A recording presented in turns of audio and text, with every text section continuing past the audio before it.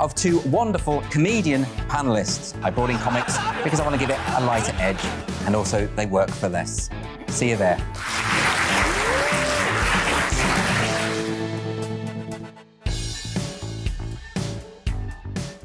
Join my show Farage, 7 p.m. till 8 p.m. Monday through Thursday, and there you will get opinion, analysis, debate, and I'll cover stories that nobody else dares to touch. And then for the last 15 minutes, talking pints. We're over a drink. We have a civilised conversation with someone. We very often disagree, but we do it in a grown-up way. Come and join me on Farage.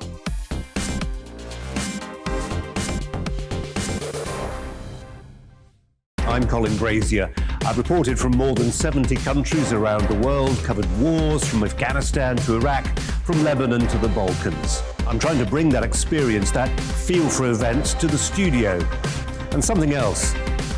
I'm ready to give an opinion. Today's stories with a spark. Brazier from 8 p.m. weekdays on GB News.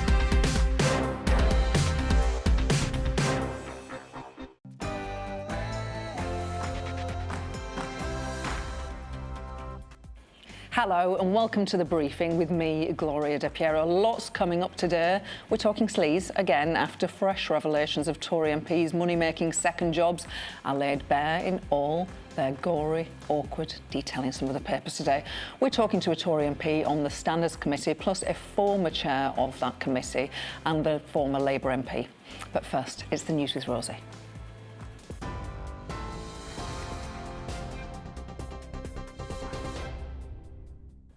Good afternoon, I'm Rosie Wright. This is your news at 12 o'clock.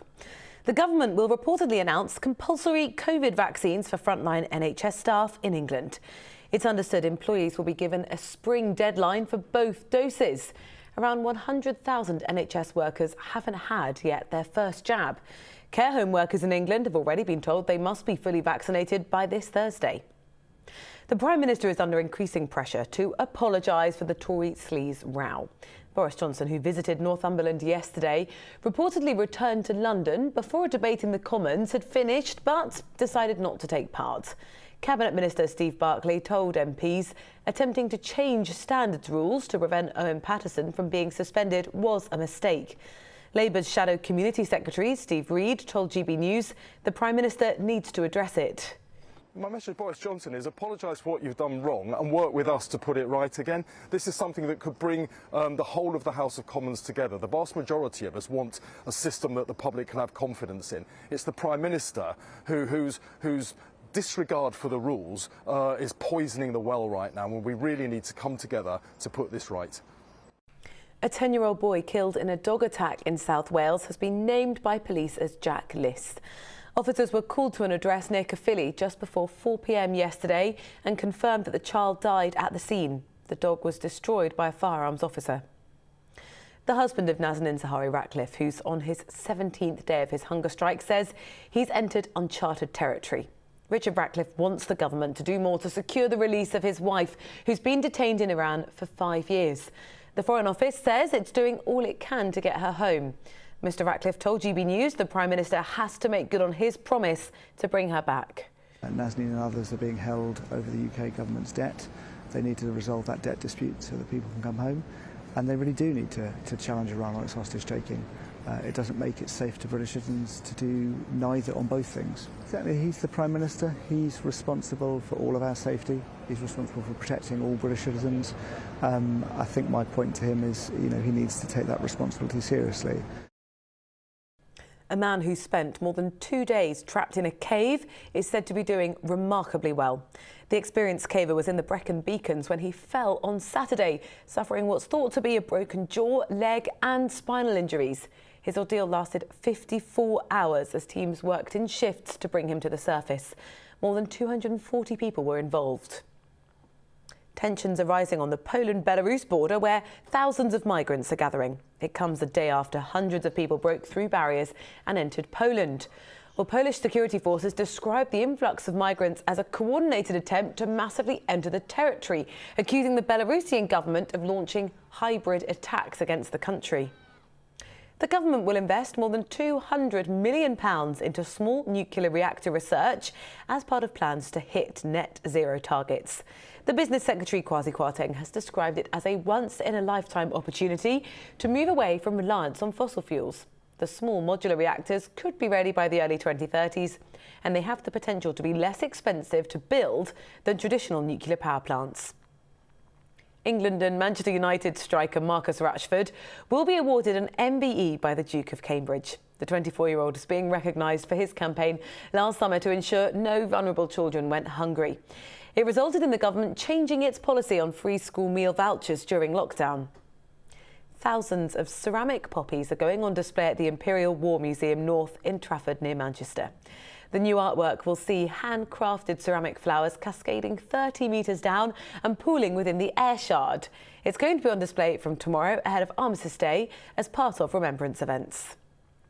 That's all your news for now. You are up to date. I'll be back with more in half an hour. But now to the briefing with Gloria.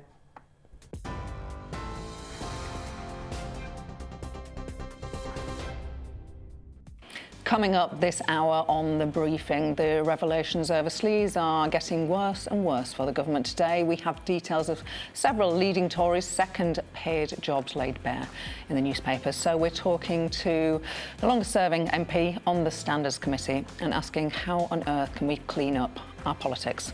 And to Belarus, where there's a brewing migrant crisis along the Polish border. We'll have the story. Plus, we'll be talking mental health awareness and suicide prevention with an MP and her constituent whose son tragically ended his life. Give me your political briefing. Send in your views and opinions by emailing gbviews@gbnews.uk or tweet me at gbnews.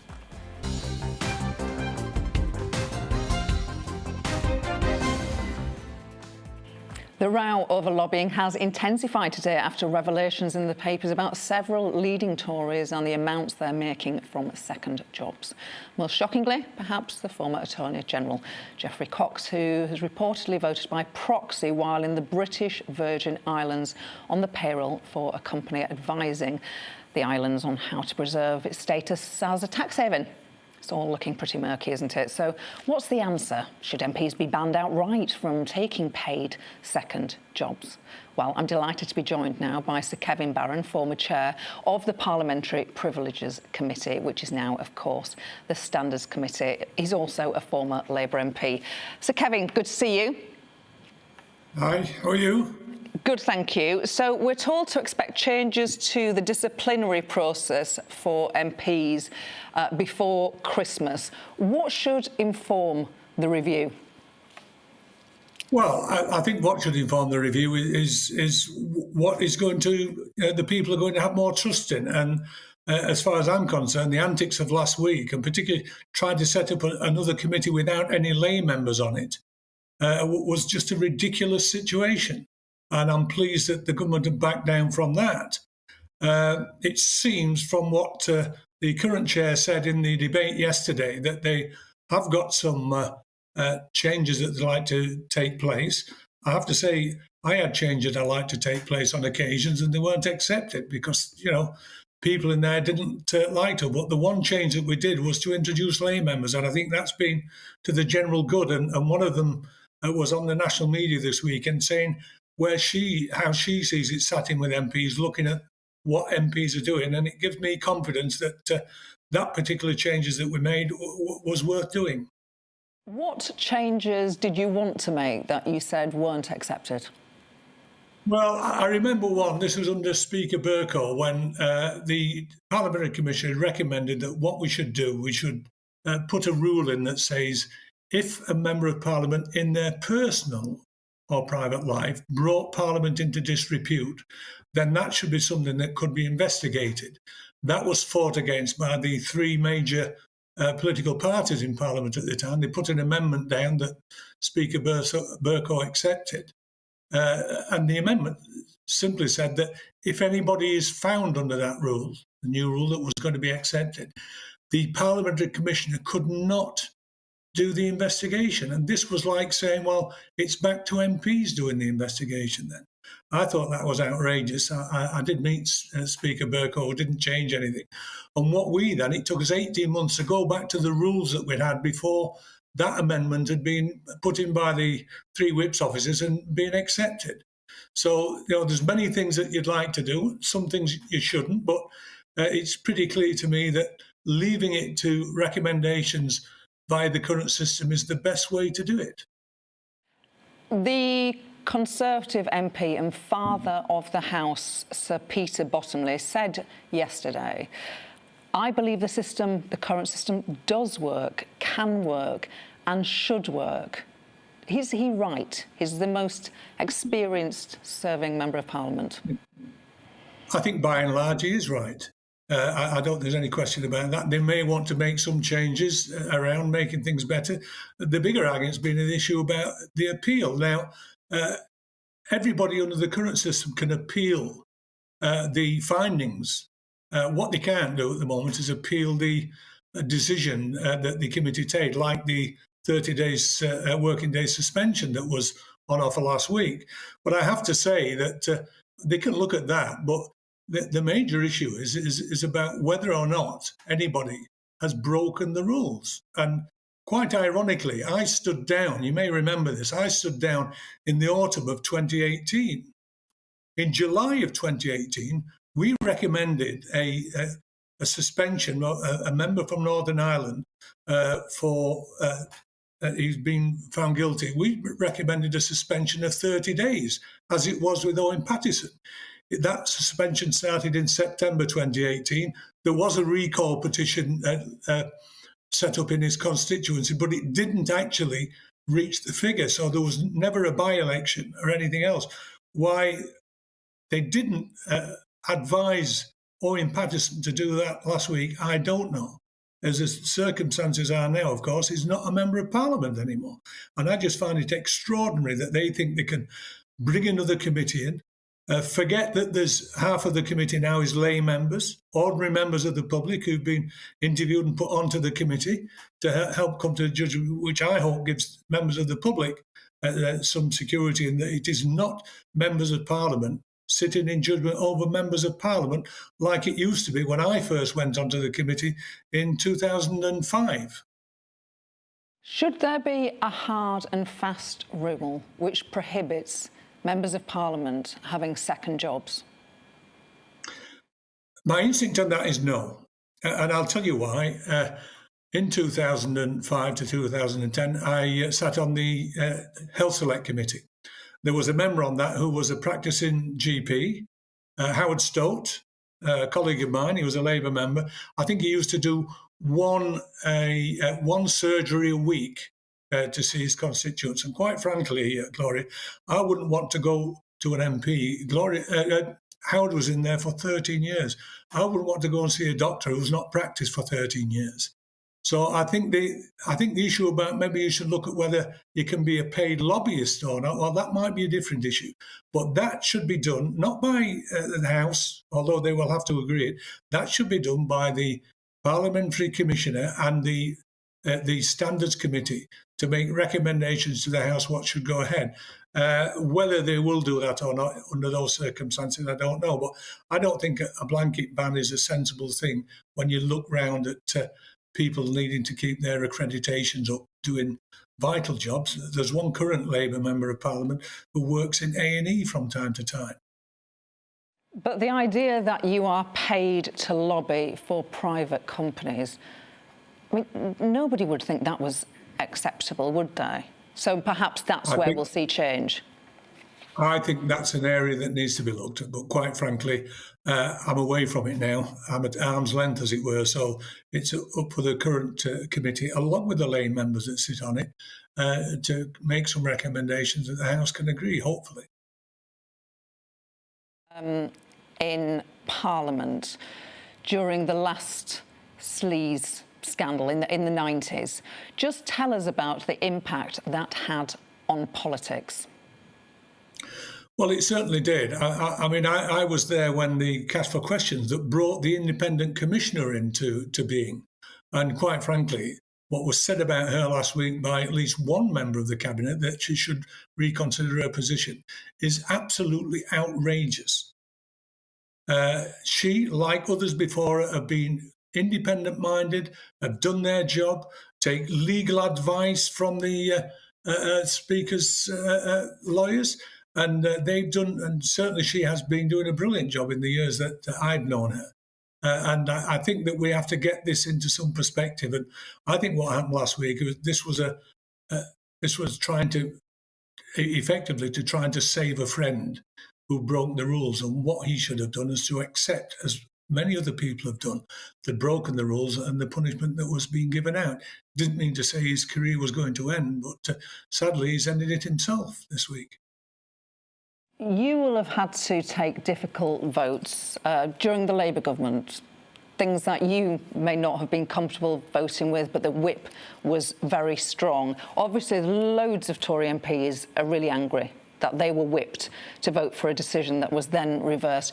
Just tell us the impact that has on a particular party when the executive, the captain, if you like, has got it wrong, called it wrong. What effect does it have on the morale of troops? Well, it clearly has a very negative effect on the morale of troops, quite frankly. And I mean, you saw it in the debate yesterday, where some members of the government benches were getting up and saying it as they saw it, including an ex-chief whip. That what happened last week, the attempt to try and get Owen Paterson off, as it were, at least in the short term, was wrong, and they were quite blatant about that. This business, in terms of the standards and in terms of any investigation and findings that have taken place, have never been whipped in the years that I've been in there. And it's quite clear that the whipping of that last week was a major mistake by Boris Johnson and his government. Is it important for the opposition to be wary of bringing politics into disrepute? For example, Keir Starmer, the Labour leader, accused Johnson of trashing democracy and hoping to drag us all into the gutter with him. Is that a little bit over the top? It is a bit over the top. I'm afraid that that's where politics has gone for quite a number of years now. You know, I remember, well, you will probably know that I was one of the Rotherham MPs, and three of us ended up in the High Court by people making allegations on national media that we knew about the major criminal activity taken against young girls in the Rotherham borough. That ended up in the High Court and being found against. No evidence was ever offered that we'd done that. Politics has turned quite nasty, quite frankly. And I'm pleased that I retired when I did, and I'm out of it. Really? You're pleased to be out of it? Do you think there is a way back to restore trust in politics and politicians? Can you see more clearly now you are out of it? Yes, I can. And, you know, I think people are getting better in terms of knowing at least what's going on. Their opinions about what's going on, well, that might be something that's debatable. But, you know, last week has been a major setback in my view. I think the government were probably saved, although they won't see it like this, that on the day after that decision had been taken in Parliament, the chairman of the Committee of Standards in Public Life, who was speaking at a conference at the Institute of Government in London, actually turned around and said that the government were fundamentally wrong in what they had done. We always took notice of the Committee of Standards in Public Life. It was them back in the 90s, after the Cash for Questions debacle, that got us the Independent Parliamentary Commissioner.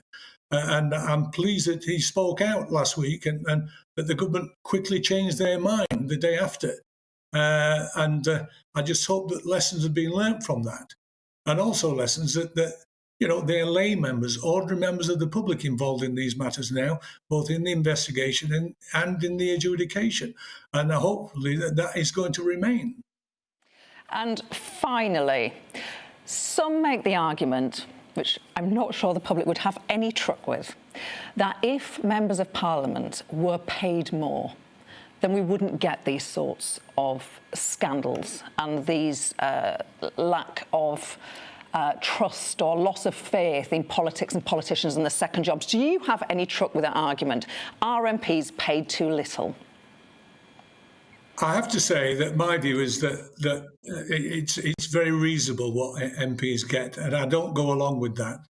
I was there, although I wasn't the chair at the time, when the scandal of the expenses broke in 2008, 2009. And quite frankly, I was amazed what my colleagues, the Labour colleagues at the time, what they had done, some of them, and where they ended up, some in prison. And I said to one of my daughters, I said, I cannot believe that he would have done such and such. And she said, it's people and money, Dad. And she was very wise. And I think, it's people and money. And sad to say that, people and money, millionaires, multimillionaires do things wrong on occasions as well. Really good of you to join us. Really interesting to listen to your thoughts. So Kevin Barron, thank you. Thank you. Bye. Bye. After the break, a brewing migrant crisis in Belarus. But what does it mean for the UK? We'll have the details. Before that, it's the weather.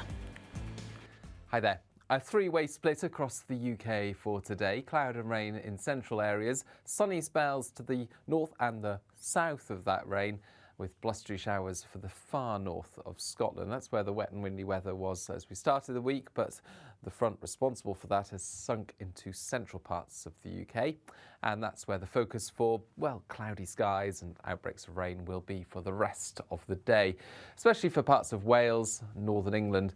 Over the hills, the rain will be persistent with some reasonable breaks to the east of any higher ground. To the south, sunny spells and feeling quite warm actually in the sunshine, 15 or 16 Celsius. Colder conditions for Scotland and Northern Ireland, having seen that front clear southwards with blustery showers for the north and west of Scotland as well as parts of Northern Ireland. And some more persistent rain turning up into the evening.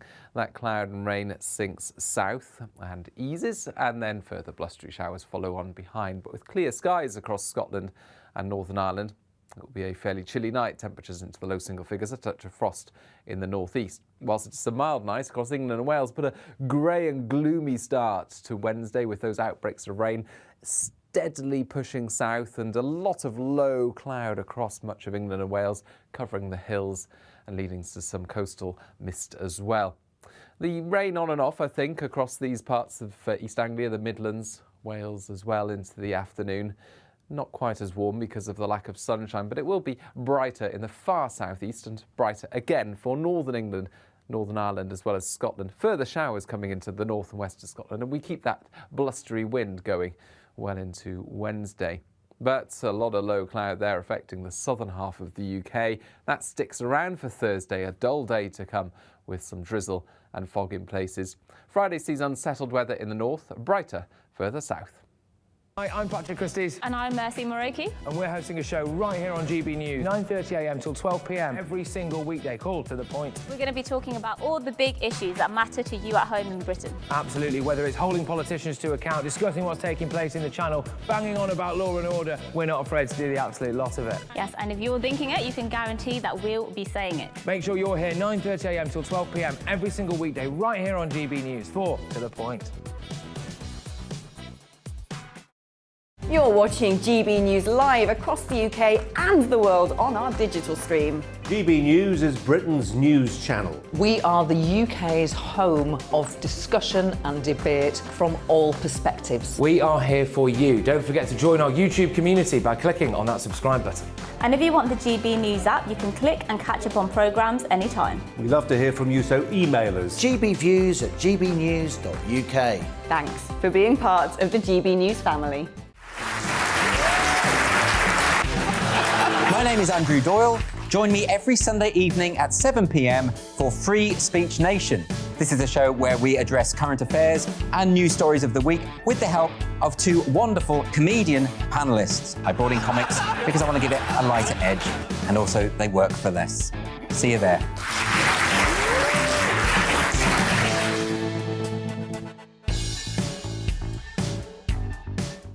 Join my show Farage, 7 p.m. till 8 p.m. Monday through Thursday, and there you will get opinion, analysis, debate, and I'll cover stories that nobody else dares to touch. And then for the last 15 minutes, talking pints. We're over a drink. We have a civilised conversation with someone. We very often disagree, but we do it in a grown-up way. Come and join me on Farage.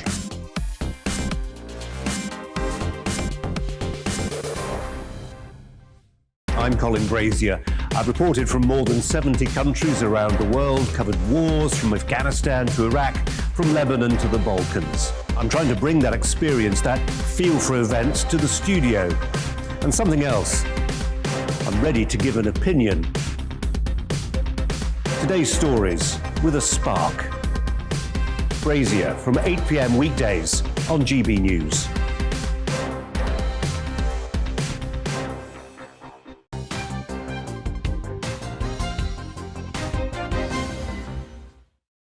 Welcome back. Our next story, a migrant crisis in Eastern Europe with reports of crowds of migrants massing near the Belarus border with Poland.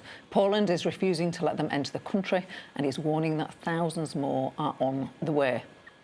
Video footage, albeit not officially verified, shows hundreds of people near a barbed wire border fence, with some trying to force their way through. The Polish government has deployed 12,000 troops to the region, and there is footage emerging on social media which apparently includes shots fired.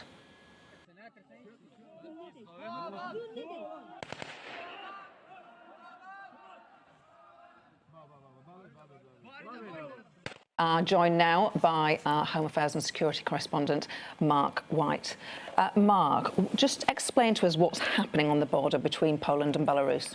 Well, numbers of migrants are continuing to grow. They are coming down through Belarus, arriving in the capital Minsk, and then being bussed down to this area near the Polish border. Some 4,000 we're told in an area, about 1,000 or so immediately in a woodland just right by the border fence with Poland. Yesterday they tried to get through, as you saw from the footage there, tried to get over the border, resisted by the Polish government. The Polish government has bolstered its defences along that border with Belarus because this is a crisis that has been simmering for a number of months, albeit at a lower level, but now more and more migrants are coming down towards the border. Poland has said it's had enough, it's not going to let any more through, so it's blocking migrants from getting into the EU via this route through Belarus.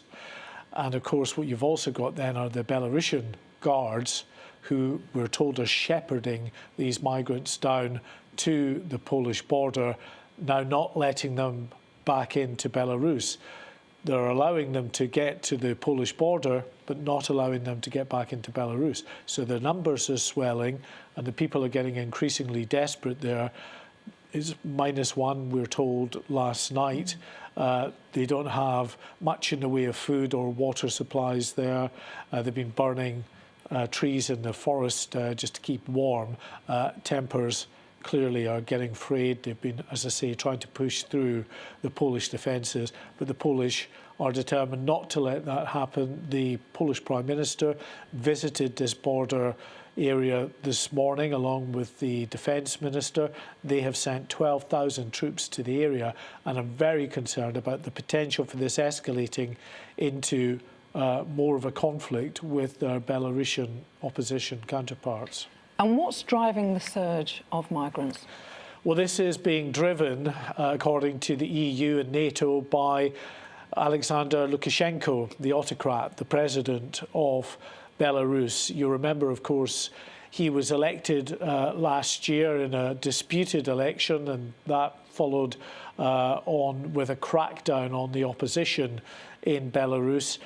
And as a consequence, the EU, the UK, the US slapped sanctions on Lukashenko. Now they say that he has embarked on a process of trying to destabilise the European Union, in particular these countries along the border with Belarus, EU states along the border. So that's Lithuania, Latvia and Poland. Lithuania has had something like 4,000 migrants who've come across its borders in recent months. It's close to declaring an emergency there. It's putting more troops on the border, less so for Latvia so far, but in Poland, they've had quite a few thousand have come over in recent weeks. And as I say, it's got to the point where they say no more are allowed to come over. Now, what they've accused Lukashenko of doing, and there is proof in terms of journalistic exposure, reports that have been done by reputable news organisations here. There are airlines working at the behest of the Lukashenko regime, it seems, and they are offering migrants a route, an easy route into the EU. So they've opened up services in a number of cities in Iraq, in Syria, in other Middle Eastern countries, and people are being, for about £3,500, we're told, they're being flown to Minsk. They're put up in a hotel for a few days in Minsk, then they're being bussed down to the border. All of the time with the promise that this is an easy route into the EU. You don't have to embark on these hazardous border or Mediterranean boat crossings. You come this way, fly into Minsk, and then we'll take you down there. And that was working, of course, for a while, but now the European Union, in terms of those states on the border, Lithuania and Latvia and Poland, are saying enough is enough. We're not letting any more migrants through. It's a long way away. Is it of concern? Should it be of concern to us here in the UK? Yes, I mean, it is a long way away. And I mean, we've had quite a few viewers this morning saying, look, why, you know, we've got our own migrant crisis in, you know, Calais, the small boat crisis, those still coming across in the back of lorries. But the fact is, we've seen it before, with migrants who come into Europe by whatever route, via, you know, the Mediterranean and up through southern Europe, into northern Europe, or indeed coming across from Eastern European countries into Western Europe, a proportion of them will head towards northwest France with the aim of trying to get across to the UK. We've seen that in the past. And we've every reason to believe that a proportion of those who are trying to cross now at the Polish border will eventually find their way to the UK. So yes, there is a connection there, and there is a reason for people to sit up, take notice, and be concerned at what is unfolding on Europe's eastern border. Because you only need to look at what the situation is along northwest France at the moment, in Calais, in Dunkirk, in Boulogne. There are thousands of people now gathering.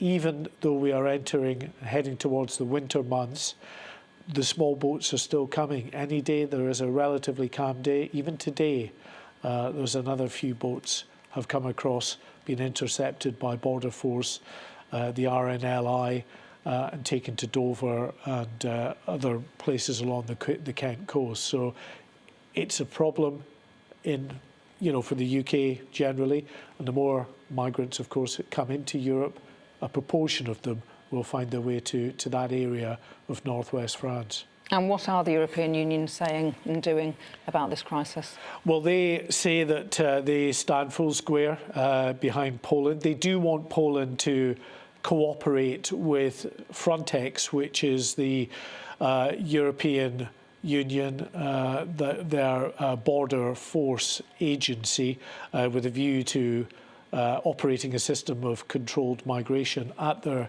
European border. But Poland is resisting that offer of help, if you like, for Frontex, because what they don't want is to have a situation like we saw unfold in Turkey in 2015, where hundreds of thousands of people are coming up from Syria and are effectively being housed in camps, and many of them still there, being processed. The same happened, of course, in southern Europe, in Greece, on the Greek islands. You've got these processing camps where people are stuck in there for a long period of time. Poland doesn't want that. It doesn't want these big camps on its border, a problem that it would be stuck with for the long term. Mark White, as ever, thank you very much for your expertise and clear explanation. Thank you. Coming up on the programme, to lose a child is every parent's worst nightmare. I'll be talking to a father whose son took his own life earlier this year and his local MP. Together, they're calling for more support for mental health services. But first, it's time for the news.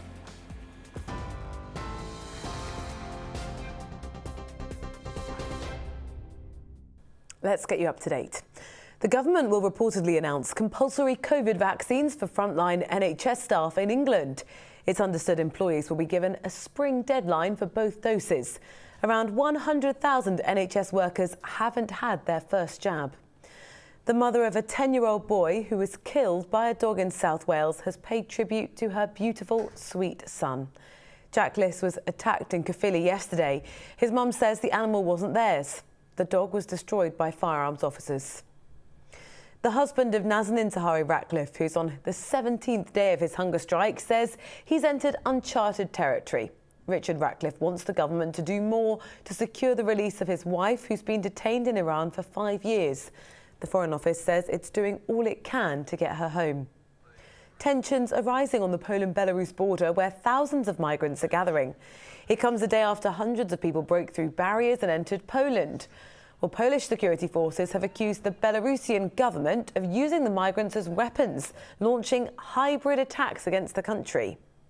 Syrian refugee puppet Little Amal has opened the COP26 session on advancing gender equality on climate action. Standing 3.5 metres tall, she's travelled 5,000 miles through Europe and the UK, highlighting the plight of refugees. The government has promised £165 million to help vulnerable women and girls. You are right up to date. I'll be back with more of today's news at the top of the hour.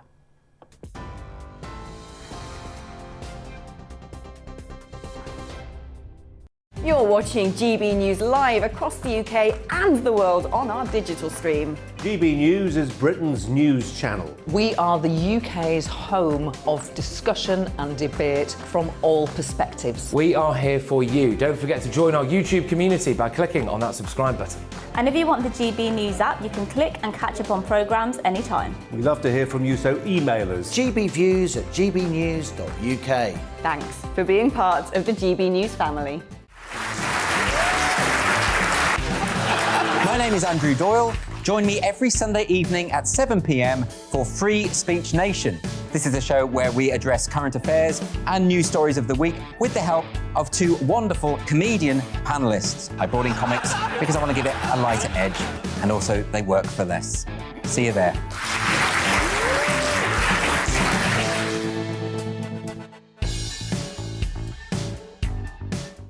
Join my show Farage, 7 p.m. till 8 p.m. Monday through Thursday, and there you will get opinion, analysis, debate, and I'll cover stories that nobody else dares to touch.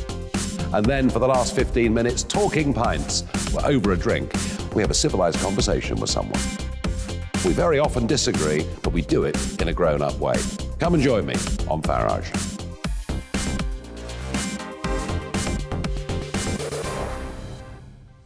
I'm Colin Brazier. I've reported from more than 70 countries around the world, covered wars from Afghanistan to Iraq, from Lebanon to the Balkans. I'm trying to bring that experience, that feel for events, to the studio. And something else, I'm ready to give an opinion. Today's stories with a spark. Brazier from 8 p.m. weekdays on GB News.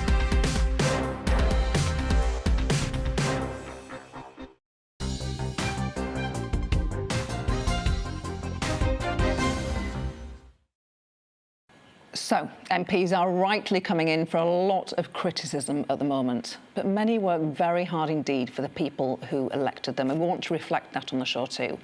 Today, I'm talking to a bereaved father whose son Ross tragically took his own life and who is campaigning with his local MP to improve mental health support. We're joined by his MP, Louise HAIGH, but let me also introduce Mike McCarthy. Good to see you both. Mike, let me start with you, if I may. Tell me about your son, Ross, and the struggles he faced. Yeah, Ross was 31 years old. He struggled with severe depression for over 10 years, and he tried virtually everything to try and get his mental health back. At the end of that 10 odd years, he asked for therapy and was told that he'd be put on a 6-month waiting list.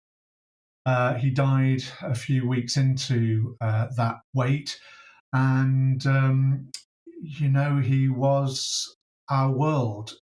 We always prided ourselves on being a very close family. And Ross was, of course, an integral part of that family. And one of the things that he said in his farewell letter, he wrote a long letter to his family. One of the things that he said is, please fight for mental health. The support is just not there. Yes, I've seen that letter and read extracts from it, and it's incredibly upsetting, moving. Thank you so much, Mike, for outlining it. Louise, so Mike got in touch with you. How did Mike contact you? Mike emailed me after the death of his son Ross, because Ross, as Mike said, asked him in his suicide note to campaign for better mental health provision. And it's something that over the years I have just seen far too much of, people trying to access mental health support, even when in crisis, and it just not being there, as Ross said. I think suicide is a silent epidemic that we just don't talk enough about. There is not enough debate about it in Parliament. There's not enough debate about it in the media. And Mike, I just want to commend him on his bravery for being able to talk so powerfully about such a tragic loss and wanting to make sure that it doesn't happen to anybody else. Mike, just explain how he ended up on a 6 months waiting list, you say. So he explained the severity of the situation, but what was he told? Well, I've found out since we lost Ross that this is quite a common thing, and some people have to wait more than 6 months. I made it my business after Ross died to educate myself about the whole field of mental health, especially at the crisis end of mental health. And I've spoken to hundreds now of bereaved mums, dads, brothers, sisters. And the story keeps repeating itself. It's tragically familiar. All of these people virtually have said that they had similar problems with their loved one, that they tried to reach out for help. That help is meant to be there. People whose loved ones have tried to take their own lives before and then just being put back into the system. The phrase that I hear over and over again with people like this, Ross and the thousands of others like him, is revolving door. What they find is certainly at their most desperate moment that they're just put through a system that isn't working. It's failing people. And we're not talking about a very small number of people here. We're talking about the main killer of young men under 45 in the United Kingdom. Not COVID, not cancer, not road accidents, not drugs. If this were anything else, we'd be talking about it. We're hearing about COVID every day for very good reason. But we never hear any conversation, or very rarely, about suicide, either in Parliament or, as Louise rightly said, in the media. And I'd just like to take this opportunity to thank Louise for being one of those politicians, one of those rare politicians who've taken this campaign to heart and who is doing something practical about it. Louise, Mike's right, isn't he? Why don't we talk about this? Suicide, the biggest killer of men under 45. I mean, that's such a shocking statistic, isn't it? And we've seen over the last few years rates continue to go up and the age of people taking their life come down, which is just absolutely damning in terms of the provision that we have for people. A third of people who die by suicide have attempted to access mental health services and not been able to. I want to see, in every case of suicide, a serious case review triggered to see where services have failed and what could have been done to prevent that suicide. And I want to see a regulator oversee every local area on their suicide prevention strategy, so organisations are held to account. It is thoroughly unacceptable that Ross was on a 6-month waiting list when he died. There is every chance that that could have been prevented, and that is just absolutely heartbreaking. And how widespread is this problem of people needing mental health support, going to their GPs but not being able to access it? Is it a common problem in your constituency? It is common, and it's becoming more and more common by the day. GPs are already massively overstretched, and they're not the right provider for mental health services. Too often I see people turning up at A&E because there simply isn't anywhere else, and A&E isn't the right place either. They're there to fix broken bones and knocked heads, not people in mental health crisis. So very often they're dismissed, discharged, and it's often the police then that are picking them up when they're in crisis as well.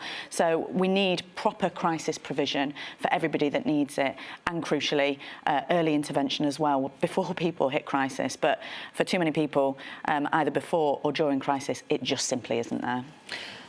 Louise, Mike, back to you. Louise organised a meeting with the government minister for you both to attend. I'll ask you both this question, but first of all, from your point of view, Mike, was it useful? How did you feel it went? Are you pleased that you got the opportunity to make your case? I'm pleased I got the opportunity. I'm grateful to Louise for facilitating that meeting, which she attended. Also, I found Gillian Keegan to be very empathetic. She listened, and she listened carefully. She said, which I think was the most important thing that I took from the meeting, that she thought that a massive reduction in the number of suicides in this country was achievable. Now, this is not a political campaign. You know, I will gladly accept the support of anybody out there, particularly the people who help make legislation. If they want to support this campaign, I welcome them on board. But I think that, you know, I was cautiously optimistic by what Gillian Keegan had to say. I think she could be very effective as a minister, and but I'll have to wait and see. You know, the proof of the pudding is in the eating. It's good that you got a meeting with the minister. Were you similarly optimistic about change? I think Gillian personally gets it, and I hope she won't mind me saying, but I think what was most striking for me from that meeting was that she talked about her personal experience with suicide as well. And actually, the more you talk about it, the more you realise that everyone has a personal story to tell. I've lost two close members of my family through suicide and have never really spoken about that before. So I'm grateful for the opportunity that Mike's presented for me to talk about it and give that some kind of prominence. But Gillian gets it. There's no two ways about that. What I worry is that perhaps the rest of government doesn't, and the fact that in Rishi Sunak's budget just a few weeks ago, mental health wasn't mentioned once. He didn't use the words mental health at all. And I think coming out of COVID, when clearly people will have been struggling with their mental health, that's pretty shocking. Louise, obviously you and I were colleagues in Parliament, and I know you well. I didn't know that you had personal experience of suicide. Yeah, so I've lost two of my first cousins to suicide. One was actually before I was born, and one was several years ago.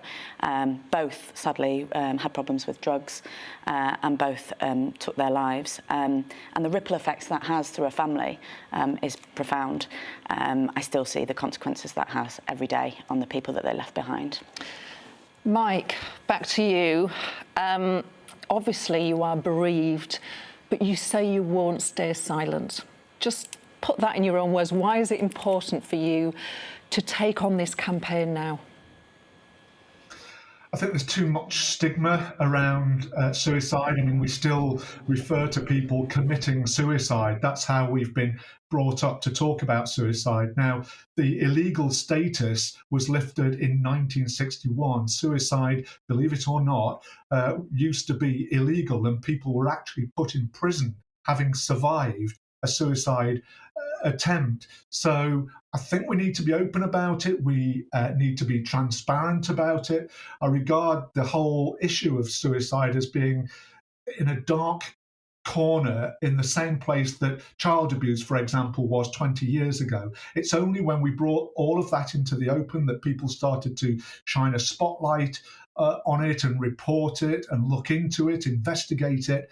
that we now have a much more healthy conversation surrounding things like child abuse. I think suicide is a taboo that needs to be tackled, because if we can't talk about it, if we don't talk about it, we're never going to get rid of the stigma. And if we're still using the language of the Dark Ages, i.e. commit suicide, then, you know, that shows how much there is to do. Phrases, for example, such as man up. What does man up mean? It means shut up, take it on the chin, suppress it, don't talk about it. You know, men and boys are told that vulnerability is weakness. Well, try telling that to the boxer Tyson Fury, for example, who's, you know, proved himself as one of the strongest men in the world physically, but is also willing to talk about his mental health issues. And I think, you know, a lot of men in particular could take a leaf out of his book.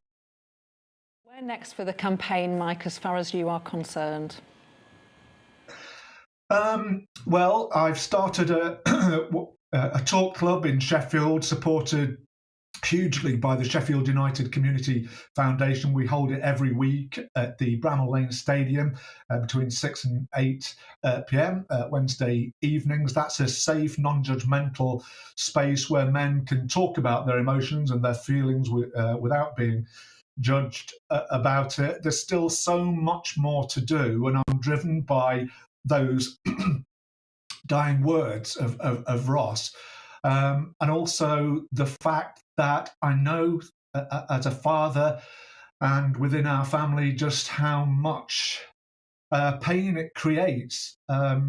Ross had a little boy, Charlie, my grandson, and one of the other things that Ross wrote in his farewell letter was, be brave, be strong, be everything you want to be. And,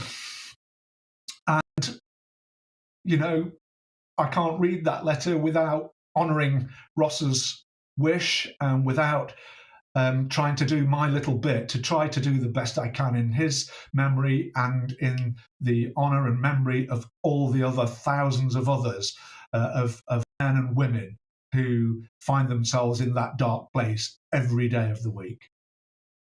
Your words are so powerful that Louise and I are struggling to hold it together. That's a great tribute to your strength of feeling and how you can campaign on this issue. Louise, goodness me, where next for you and the campaign? Well, Mike and I will continue to work together both at a local and a national level. I think there's much more that we can do in Sheffield to improve mental health services, and I think using the voice of Ross through Mike cannot help but affect everybody that he speaks to. So I'm hopeful that together we can drive positive change so that Ross's death wasn't in vain. Mike, I want to come back to you, if I may. Lots of people do get in touch with their MP when they need support. Lots of people don't either, but they might think about it, but they might think, oh, well, what's the point? There is a point, isn't there, Mike?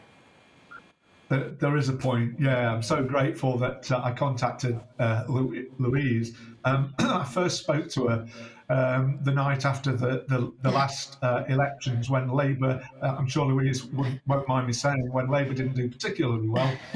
Louise had been up all night long and following what can't have been a particularly great night for her. She spoke to me and she listened, and she is the first politician who was willing to listen to this story and offer help, because despite everything that's happened to me and our family, we remain hopeful, optimistic and positive. We think that suicide is preventable, and because of that, you know, I'll work until my dying day basically to try and do whatever I can with whoever is there to help me. And as I've said, you know, I can't thank Louise enough in terms of contacting MPs. I've been a journalist all my life, and I've spoken to a lot of politicians and to a lot of MPs, and not ended up with let's say a good impression of all of them, but that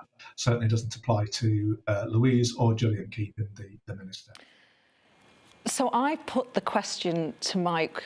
I asked him why it is worth a constituent getting in touch with their MP, but actually it's worth constituents getting in touch with MPs. It's good for you, for MPs as well, because it's made you a better MP to learn from Mike. Of course, you know, we all only have limited experiences, and I have learned so much from the constituents that have come to me over the years with their issues and their experiences. I couldn't be a representative if people don't come to me to tell me their stories and their issues. That's the whole point. I'm acting on their behalf, and so there's no way I can do my job unless people come to me and talk to me about the issues that they're facing or what they want changed. It's never been harder though, has it, after what happened to Joe Cox and Sir David Amess? How do you stay safe but keep that contact which makes you what you are, what every MP is? Yeah, well, I mean, I don't think MPs have ever been as accessible as they are now. You know, I have a constituency office right on the high street in the middle of my constituency. People can Facebook me, tweet me, email, phone. I have an amazing team there that are serving my constituents on a daily basis. So nobody should ever feel that they can't contact us. We just need to be a bit careful about that, and sadly I think the days of us advertising where we're going to be ahead of schedule are probably over. I just want to thank Mike and Louise, actually. Mike, I said to my producer before I came on air, actually, I said I'd read about you, about Ross, and I said, I hope I don't cry when I talk to Mike, but I don't know anybody who would listen to you who would be able to hold it together, actually. Thank you. Thank you so much, Mike. And to you, Louise, too. Thank you. Thank you. So we like to portray all sides of politics on this programme. When MPs do wrong, we hold them to account. But when they're campaigning with their constituents together, we like to share that too. You have been watching The Briefing with me, Gloria De Piero. The show is back every weekday from noon. Tomorrow we're doing Fantasy Prime, just question time.